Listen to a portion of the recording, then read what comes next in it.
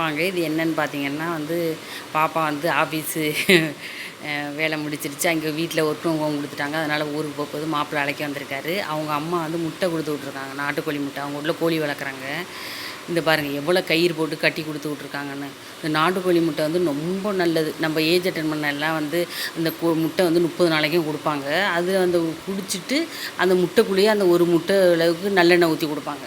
அதை குடிப்பான்.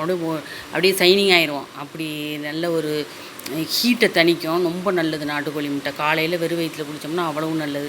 இப்போல்லாம் எங்கே கிடைக்கிது? ஃபுல்லாக அந்த முட்டையை வாங்கிக்கொண்டு வாங்கிட்டு பொழுதுன்னைக்கு திங்கிறேன். என்ன ஸ்ட்ரென்த் இருக்குது? ஓடு அவ்வளோ ஸ்ட்ராங்காக இருக்கும். இதில் இந்த பாருங்கள், இதை உடச்சிட்டு அப்படியே ஓப்பன் பண்ணிவிட்டு நல்லா குடிச்சிட்டு அதில் நல்லெண்ணெய் ஊற்றி கொடுப்பாங்க காலையில் வெறும் வயிற்றில். அப்போ வதம்னா நம்ம ஸ்கூலுக்கு திருப்பி போனோம்னா அவ்வளோ சூப்பராக இருக்கும். மினுமினுன்னு அவ்வளவு இதில் சத்து இருக்குது நாட்டுக்கோழியில். இங்கே பாருங்கள், இந்த நாட்டுக்கோழி முட்டையை இப்படி உள்ளங்கையில் வச்சு அமுக்கணும்னு வச்சுக்கலாம், உடைக்கவே முடியாது.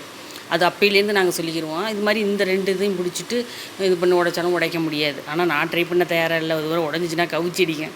வாங்க